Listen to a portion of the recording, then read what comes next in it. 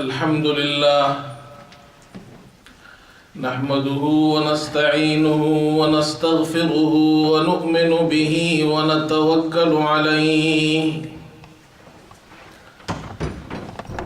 ونعوذ بالله من شرور أنفسنا ومن سيئات أعمالنا من يهده الله فلا مضل له ومن يضلله فلا هادي له ونشهد أن لا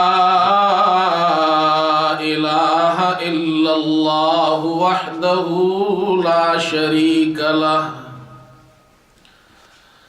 ونشهد أن سيدنا وحبيبنا ومولانا محمدا عبده ورسوله صلى الله تعالى على خير خلقه محمد وآله وأصحابه أجمعين أما بعد فأعوذ بالله من الشيطان الرجيم بسم الله الرحمن الرحيم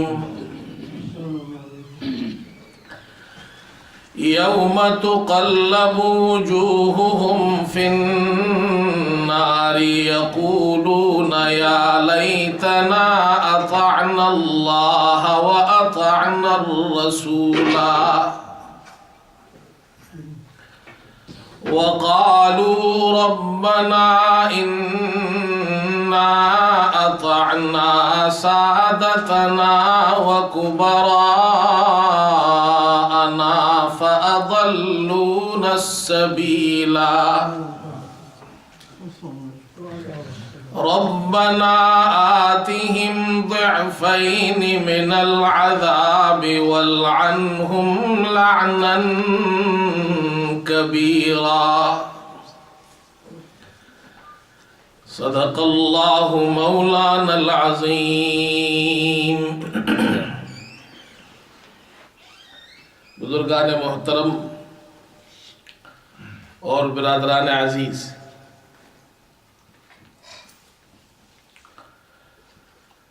قرآن کریم کی جو آیات آپ کے سامنے تلاوت کی گئی ہے، ان آیات مبارکہ میں اللہ تبارک و تعالی نے قیامت کے دن کا ایک منظر پیش کیا ہے۔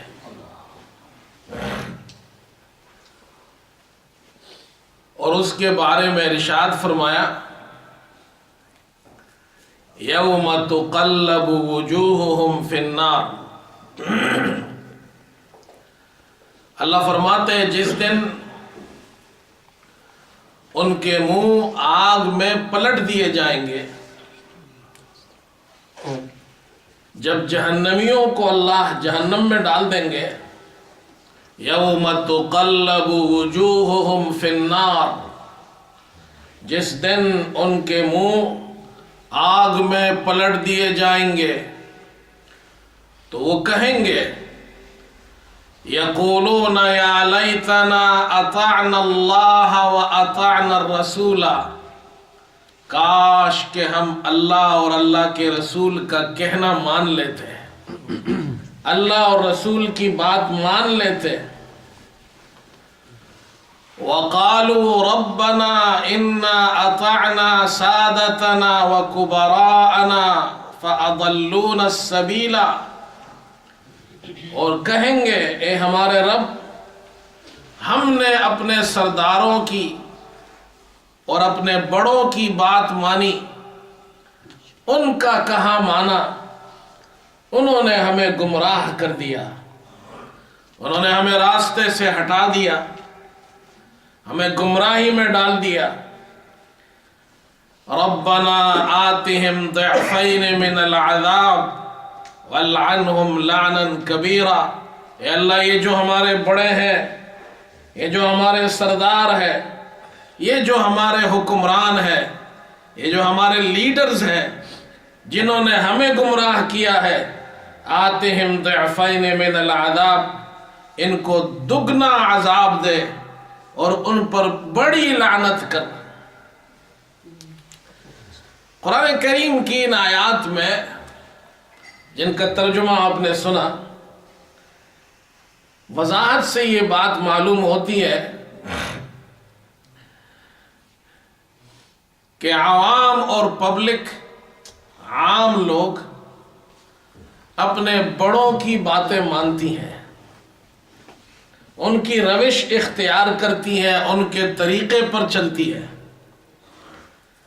अगर कौम के रहनुमा ठीक हो तो उनके मानने वाले भी ठीक होंगे, आवाम भी ठीक होगी, उनके फॉलोअर्स भी ठीक होंगे। और अगर वो खुद गुमराह हो, बेदीन हो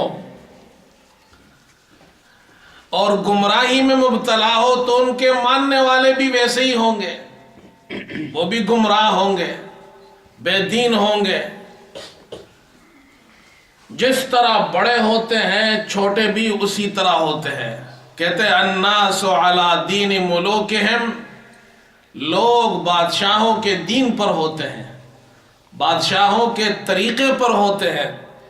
जैसे वो होते हैं, जैसे हुक्मरान होते हैं, वैसे आवाम होती है। अबू बकर सिद्दीक रज़ी अल्लाह तआला अन्हु सरकार दो आलम सल्लल्लाहु अलैहि वसल्लम के बाद इस उम्मत के पहले खलीफा है, पहले हुक्मरान है। और उनका ज़माना, अल्लाह अकबर, खुशहाली और अमन का ज़माना था, सुकून और इत्मीनान का ज़माना था, अदल और इंसाफ की हुकूमत थी। आप रज़ी अल्लाह तआला अन्हु एक मरतबा एक जगह से गुजरे, एक खातून जिसका नाम ज़ैनब है वो वहां थी। आपने उससे बात की तो वो बात नहीं करती। पूछा कि ये बात क्यों नहीं करती?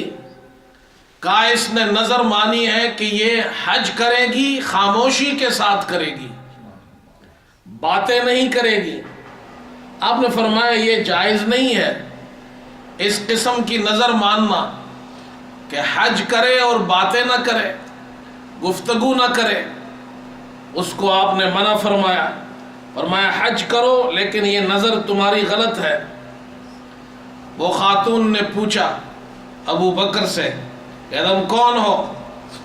अबू बकर रज़ी अल्लाह तआला अन्हु ने इरशाद फरमाया मुहाजिरीन में से एक फर्द हूँ। अल्लाह अकबर। ये थे बड़े लोग कि मैं मुहाजिरीन में से एक फर्द हूँ। कहा कौन से मुहाजिरों में से हो? कहा मैं कुरैश में से हूँ। कहा कुरैश में से कौन हो? आपने फरमाया खातून तू सवाल बहुत करती है। फरमाया मैं अबू बकर हूँ। उसे मालूम हुआ हमारा बादशाह है, हमारा हुक्मरान है, हमारा खलीफा है। वो खातून आपसे एक सवाल करती है। अल्लाह अकबर। और वो अजीब सवाल उस खातून ने पूछा, मा बकाउना अला हाज़ल अम्र सालिह। अल्लाह अकबर। ए हमारे बादशाह, ए हमारे खलीफा, इस खातून के सवाल के पीछे एक बहुत बड़ी तारीख है।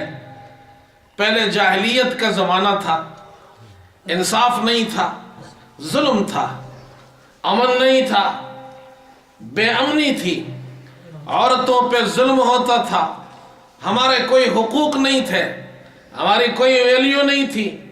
फिर अल्लाह ने अपने हबीब सल्लल्लाहु अलैहि वसल्लम को मबऊस फरमाया, इस्लाम आया, आप खलीफा बन गए और इस्लाम ने हमें अमन दिया, सुकून दिया, इत्मीनान दिया, अदल व इंसाफ दिया, औरतों को हुकूक मिले। मा बकाउना अला हाज़ल अम्र सालिह। ए खलीफा, ए हमारे बादशाह, आप बताइए ये जिस खुशहाली में हम रह रहे हैं इसकी बका का सबब क्या है कि ये कैसे बाकी रहेगा? ये खुशहाली ख़त्म न हो, ये सुकून, अदल व इंसाफ ख़त्म न हो, आवाम खुश हो, पब्लिक खुश हो, रिआया खुश हो, ये खुशहाली कैसे बाकी रहेगी? मा बकाउना अला हादल अम्र सालिह। अबू बकर रज़ी अल्लाह अन्हु ने उस खातून का सवाल सुना, आपने एक जुमले में जवाब दिया, फरमाया बकाउकुम अलैहि मस्तकामत बिही अइम्मतुकुम। जब तुम्हारे बादशाह और हुक्मरान ठीक रहेंगे तो ये निज़ाम भी ठीक रहेगा, ये आदल रहेगा, इंसाफ रहेगा, खुशहाली रहेगी, औरतों को हुकूक मिलेंगे, गरीब पर जुल्म नहीं होगा। बादशाह ठीक होगा, निज़ाम ठीक होगा। बादशाह खराब होगा, निज़ाम खराब हो जाएगा। जब तुम्हारे बड़े खराब हो जाएंगे, जब तुम्हारे सरदार बिगड़ जाएंगे, जब तुम्हारे हुक्मरान जालिम हो जाएंगे, ये पूरा निज़ाम पलट जाएगा, खराब हो जाएगा, तबाह हो बर्बाद हो जाएगा। मेरे दोस्तों, अन्नासु अला दीन मुलूकिहिम, लोग बादशाहों के तरीकों पे चलते हैं। बादशाह अबू बकर थे, अल्लाह अकबर, तो उनकी हालत ये थी कि उतना वजीफा लेते थे जिस पर उनका गुजारा हो जाता था। बीवी ने उस वजीफे में से कुछ बचाना शुरू किया और थोड़ा थोड़ा बचाने के बाद काफी रोज बाद इतने पैसे हो गए कि घर में हलवा बना लिया। अबू बकर रज़ी अल्लाह अन्हु ने पूछा, कहा मैंने उस वजीफे में से थोड़ा थोड़ा बचाकर ये हलवा बनाया है। कहा इसके बगैर भी हमारा गुजारा हो सकता है, इतनी मिकदार वजीफे में से कम कर ली है। अल्लाह अकबर। हजरत उमर थे, लिबास पहनते हैं, खुतबा देने आते हैं, तो एक आदमी खड़े होकर अमीरुल मोमिनीन से पूछता है, हम आपका खुतबा नहीं सुनेंगे, ये बताइए हमें जो लिबास मिला है वो कम है, आपने ये कुर्ता कैसे सिला लिया, ये आपने ज्यादा लिया है, हमें कम दिया। फरमाया मेरे बेटे ने मुझे अपना कपड़ा दे दिया है, उससे सिलाया है। कहा ठीक है, अब हम आपका खुतबा सुनेंगे। ये निजाम था। बकाउकुम अलैहि मस्तकामत बिही अइम्मतुकुम, जब तुम्हारे बादशाह ठीक होंगे, उनके अखलाक ठीक होंगे, आवाम के अखलाक ठीक होंगे, उनके अंदर अदल होगा, आवाम के अंदर अदल होगा, उनके अंदर ईमान का नूर होगा, दीन होगा, अल्लाह का खौफ होगा, आवाम भी वैसे ही होगी। अल्लाह अकबर। है और फिर ऐसा जमाना आया, निजाम बदल गया।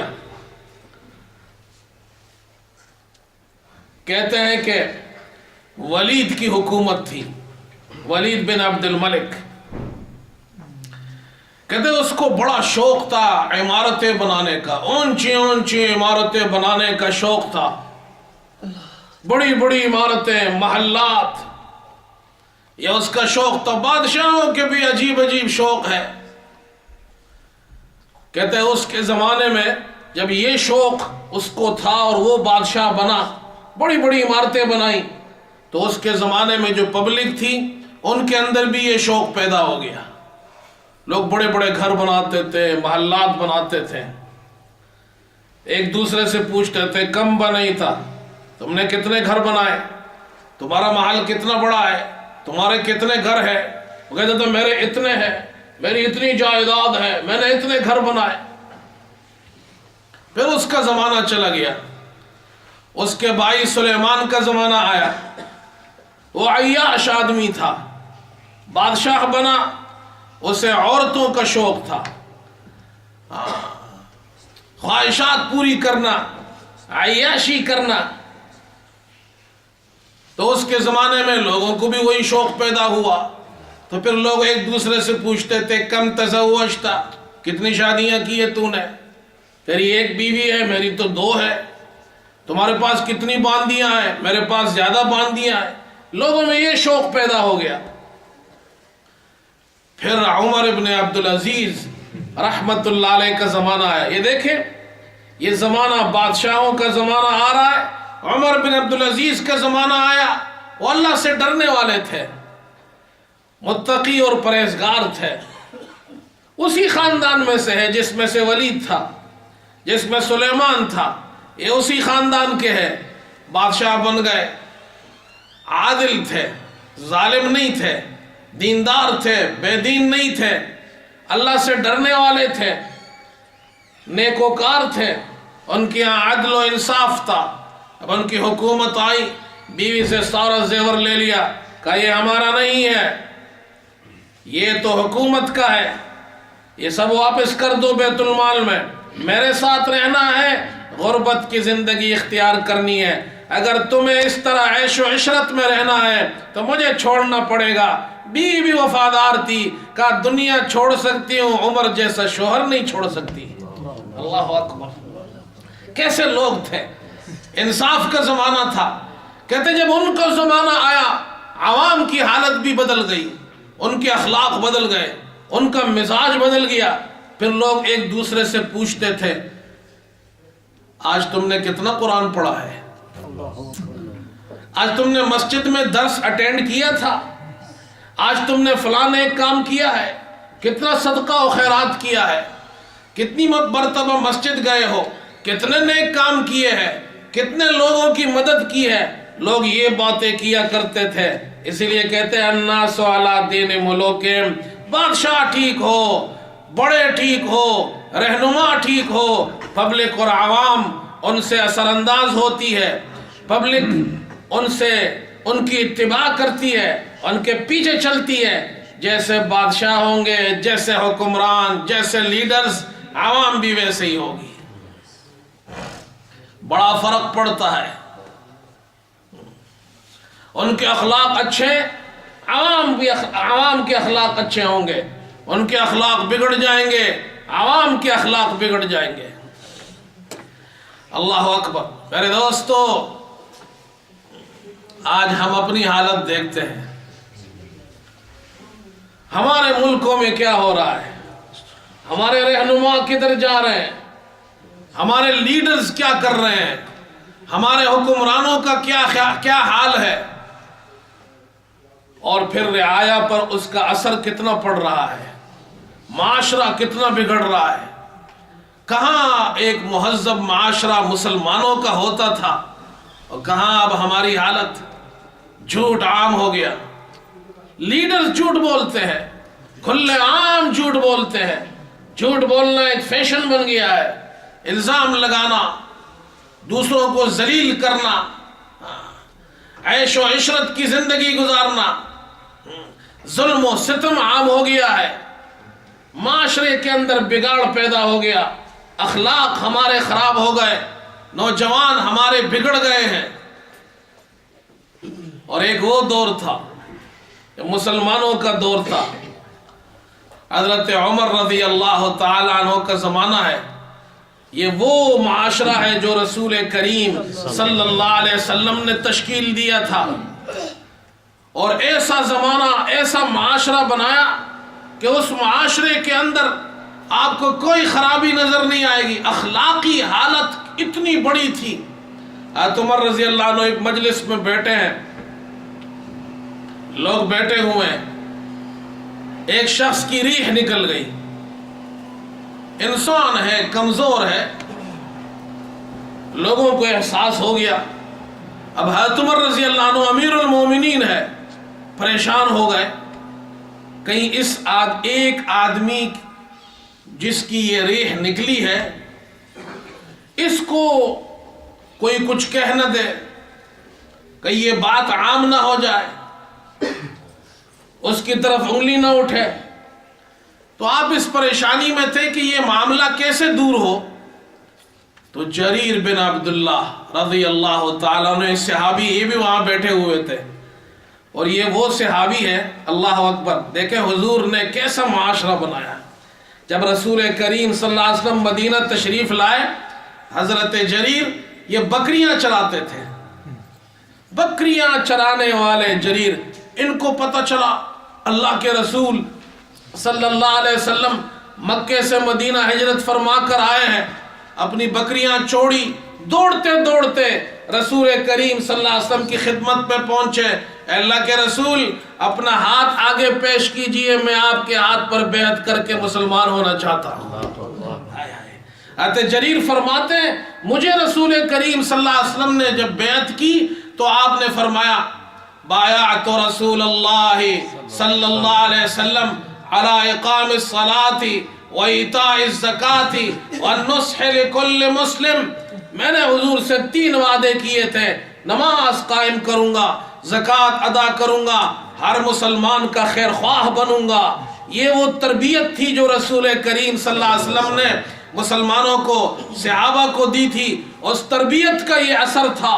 حضرت جریر اس مجلس میں بیٹھے ہوئے ہیں, اس شخص کی ریح نکلی ہے, کہیں اس کو لوگ ذلیل نہ کریں, کہیں اس کو لوگ بدنام نہ کریں, لوگ اس کا بعد میں مذاق اڑائیں گے کہ تم تو وہ آدمی ہو کہ فلاں مجلس میں تمہاری ریح نکل گئی تھی.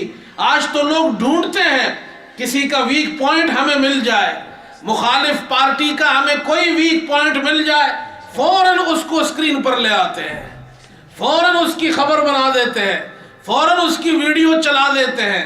اللہ اکبر. اور وہ زمانہ تھا عقبہ ابن حضرت جریر بن عبداللہ یہ بیٹھے ہوئے ہیں, کہا اس آدمی کو پریشانی نہ ہو.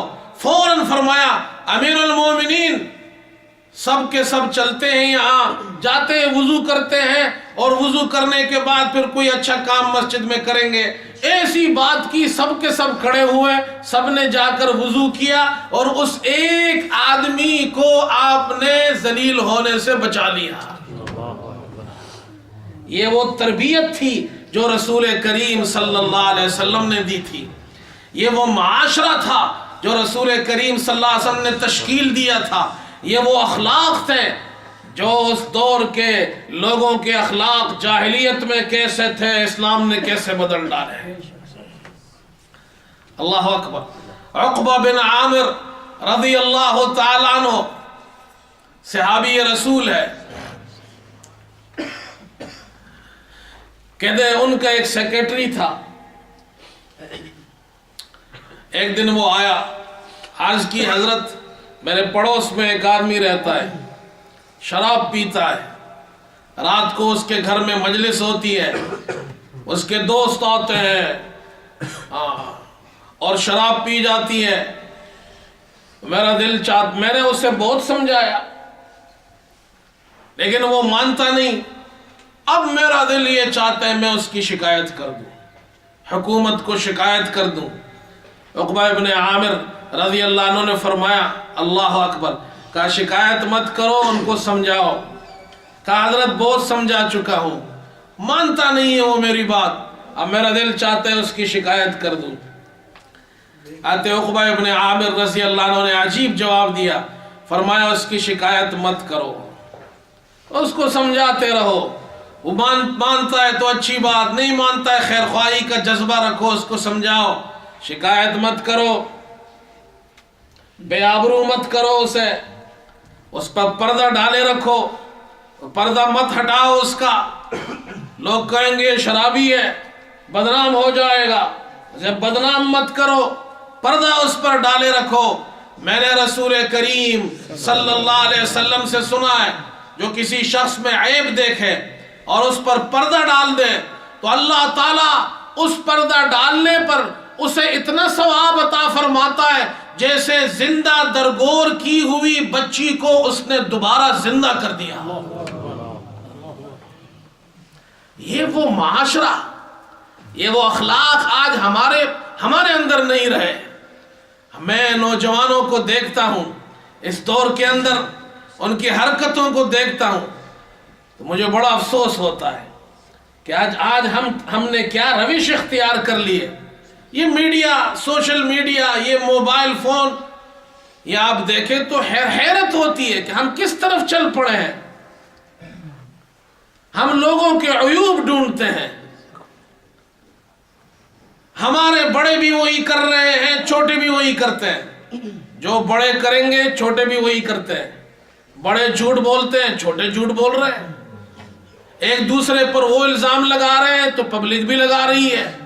ایک دوسرے کے عیوب ڈھونڈتے ہیں پبلک بھی ڈھونڈتی ہے، ذرا سا کسی کو دیکھا فوراً اس کی تصویر اتاری اور جناب کیا ہے فیس بک پہ لگا دی، سوشل میڈیا پر تصویر آ گئی، فلاں آدمی کے اندر یہ جناب عیب ہے، یہ بجائے پردہ ڈالنے کے لوگوں کے عیوب کو آج سب کے سامنے آشکارا کیا جاتا ہے۔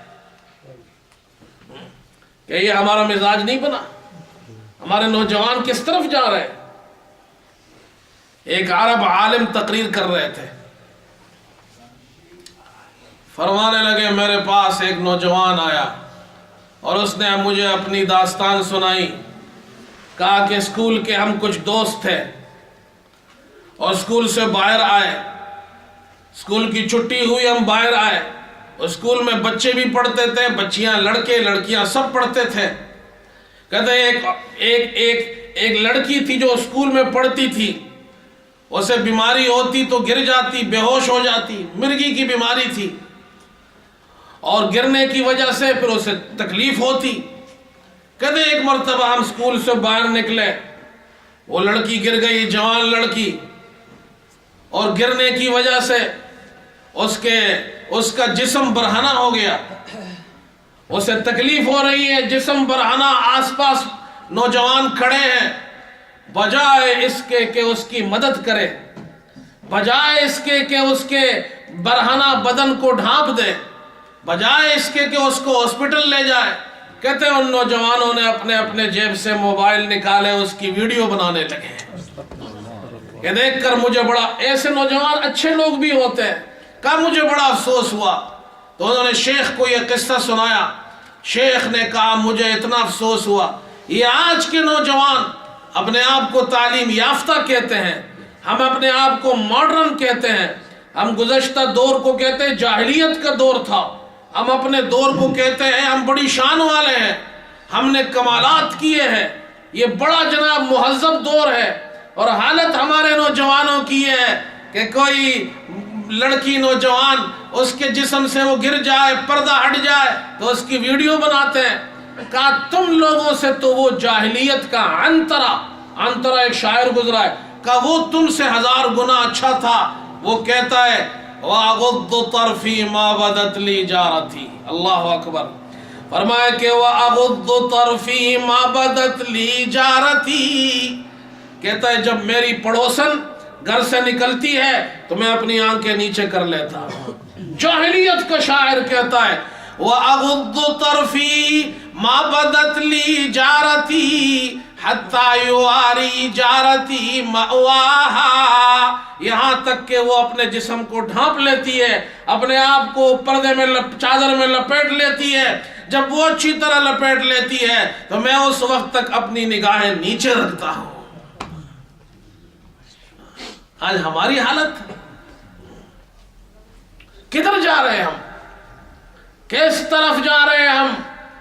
اخلاق ہمارے اندر سے نکل گئے، ہمارا معاشرہ بگڑ چکا ہے، ہمارے نوجوان تباہ ہو رہے۔ میرے دوستوں، الناس علی دین ملوکہم، لوگ پبلک رعایا اپنے حکمرانوں اور اپنے رہنماؤں سرداروں کے طریقوں پر چلتی ہے۔ ہمیں جو لوگ ملے ہوئے ہیں وہ ایسے لوگ ہیں جن میں تہذیب نہیں، آج ان میں اخلاق نہیں، آج ان کے اندر وہ اچھی قدریں نہیں جو ایک اچھے سردار کے اندر حکمران اور رہنما میں ہونی چاہیے، اور ہم لوگ، ہمارے بچے، ہمارے نوجوان ان کے پیچھے چل رہے ہیں، تباہ و برباد ہو رہے ہیں۔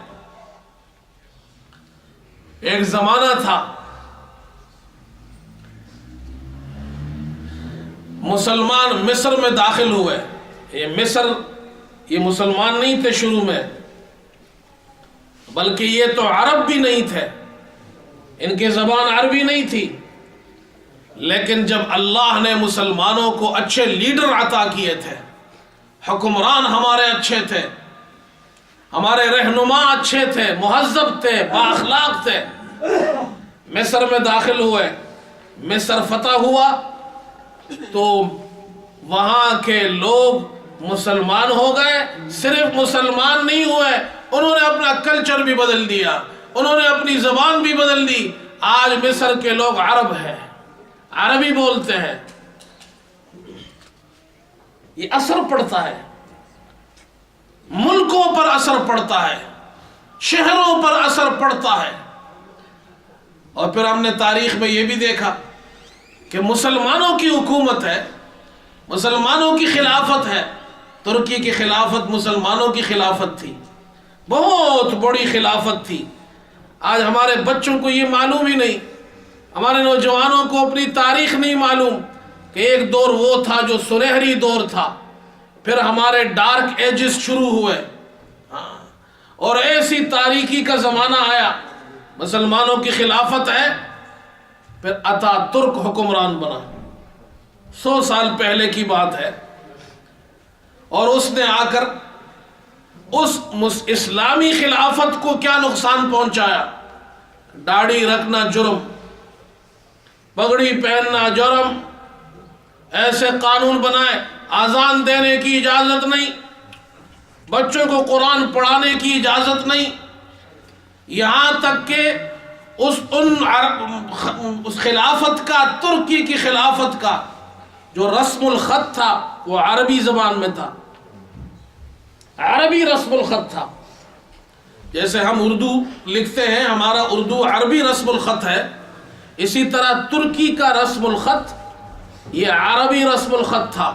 وہ رسم الخط ختم کر دیا, جتنے اسلامی شعائر تھے سب ختم کر دیے. یہاں تک کہ مفتی اعظم ترکی کا جو سب سے بڑا مفتی تھا, وہ اتا ترک کے پاس قرآن لے کر گیا, کہا خدا کے لیے یہ اللہ کا کلام ہے, اس سے ڈرو, اس قرآن کے مطابق چلو, اس سے روگردانی مت کرو. لیکن اس نے اس مفتی اعظم کے ہاتھ سے قرآن کا نسخہ اٹھا کر اس کے سر پہ دے مارا. پھر کیا حال ہوا اس قوم کا. یہ تو اللہ کا شکر ہے کہ آج ان کو پھر ایک اچھا حکمران مل گیا ہے. اور ایک ہماری حالت ہے, ہماری سیاست, آج سیاست ایک گالی بن چکی ہے, وزارت ایک گالی بن چکی ہے. اس کرسی کے نشے نے سب کو تباہ کر دیا ہے. اور مجھے ان سے کوئی غرض نہیں ہے, وہ تو جو کر رہے ہیں. ہماری قوم تباہ ہو رہی ہے, ہمارا معاشرہ بگڑ رہا ہے, ان کے اخلاق کا جنازہ نکل چکا ہے.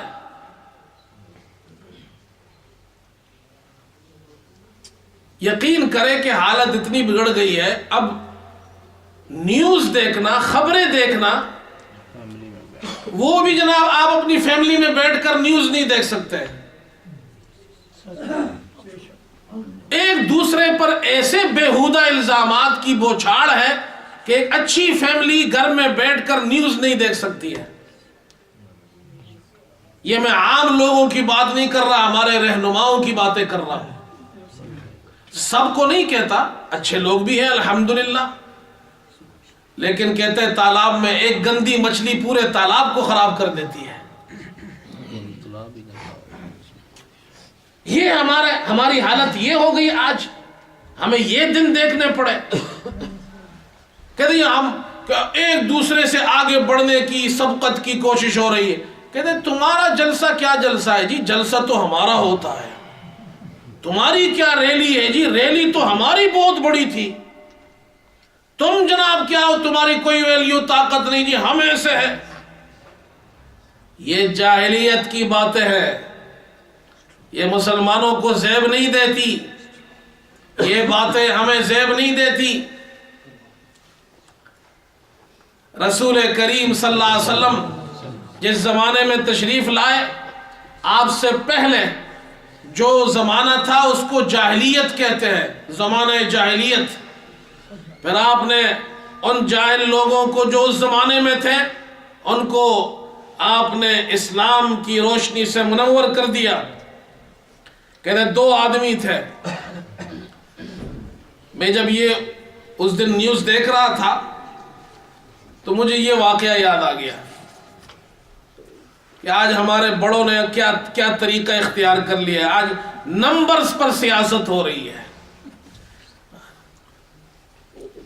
میڈیا بھی اس کے پیچھے پڑا ہوا ہے،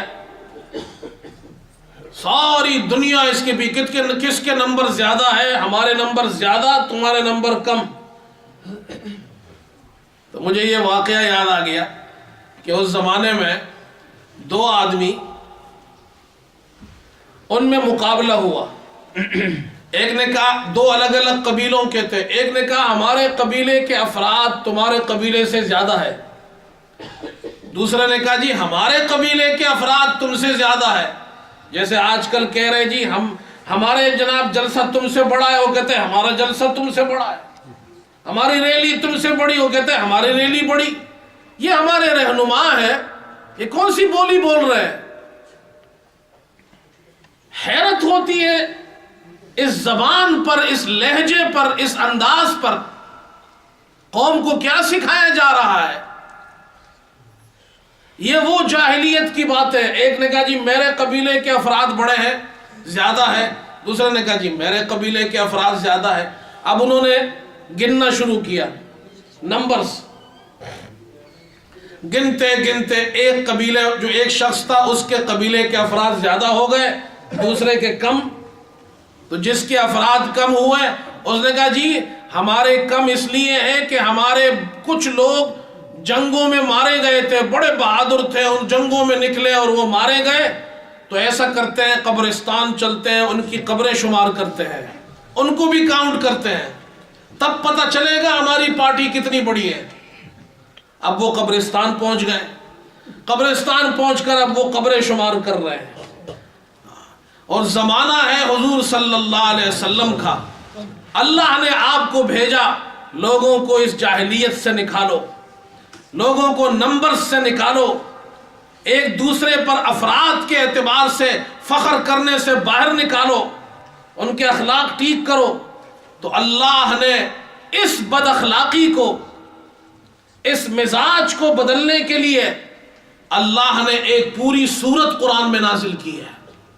معلوم ہے آپ کو، آپ اور ہم سب پڑھتے ہیں، سب کو یاد بھی ہوگی، الہاکم التکاثر حتی زرتم المقابر۔ یہ سورت اسی وقت نازل ہوئی۔ اللہ فرماتے ہیں ایک دوسرے سے زیادہ ہونے کے مقابلے نے تمہیں غفلت میں ڈال رکھا ہے۔ کہتے ہیں میں، ہماری قوم زیادہ، ہمارا قبیلہ تم سے زیادہ، کہتے ہیں ہمارا تم سے زیادہ۔ الہاکم التکاثر، ایک دوسرے سے زیادہ ہونے کے مقابلے نے تمہیں غفلت میں ڈال رکھا، حتی زرتم المقابر، یہاں تک کہ تم نے قبروں کو بھی جا کر دیکھا، وہاں پر بھی تم نے جناب گننا شروع کیا۔ یہ سورت اللہ نے اس پر اس وقت نازل کی، یہ کام مت کرو، تم غفلت میں پڑے ہوئے ہو، یہ قبیلہ بھی ختم ہو جائے گا، تمہارے افراد بھی ختم ہو جائیں گے، تمہاری حکومت بھی ختم ہو جائے گی، تمہاری وزارت بھی ختم ہو جائے گی، پھر ایک دن تمہیں قبر میں اترنا ہے۔ کلا سوف تعلمون ثم کلا سوف تعلمون کلا لو تعلمون علم الیقین لترون الجحیم۔ تمہیں یقین ہو جائے گا جب تم جہنم کو دیکھو گے، پھر اپنی آنکھوں سے دیکھو گے، تمہیں عین الیقین ہو جائے گا۔ ثم لتسألن یومئذ عن النعیم، ان نعمتوں کے بارے میں تم سے پوچھا جائے گا۔ او غفلت میں تمہیں ڈال رکھا ہے اس وزارت، حکومت اور کرسی کے نشے نے۔ جاؤ ان بادشاہوں کا حال دیکھو، تم سے بڑے بڑے بادشاہ تھے، مٹ گئے دنیا سے، کوئی باقی نہیں رہا۔